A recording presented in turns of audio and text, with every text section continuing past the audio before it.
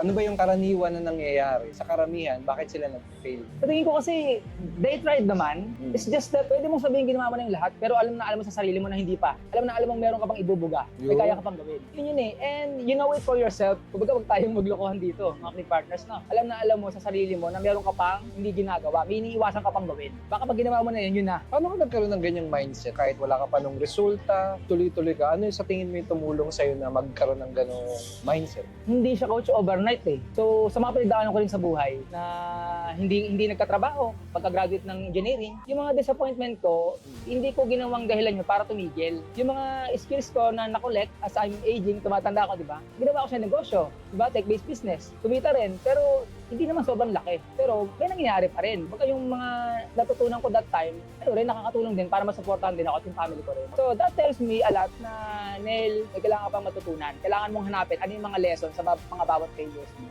Kung ko nakita na in every failure, huwag mo siyang titingnan as endgame mo na. Yun na yung final destination mo. Dapat tingnan mo yun as another chapter para mas mag-improve ka, another level. Kasi siguro may mga seryoso nga, ginagawa naman, pero they are afraid to step up. Baka yun yung kulang. Alam mo nagawa mo na ito, nagawa mo na yan. Sasabihin mo, nagawa mo na lahat. Pero yung next level ba, nagawa mo na ba? Ano ba yung next level na kailangan mong gawin na hindi mo pa ginagawa? Yun lang naman yun, kailangan mo lang naman simulan eh. As you go on, mag-improve naman yan. Kung talagang ginagawa mo naman ng buong puso mo yung talagang gusto mo talaga siyang matutunan, gusto mong gawin ng maayos. Wala akong nakikitang dahilan para hindi lumabas yung galing mo eh.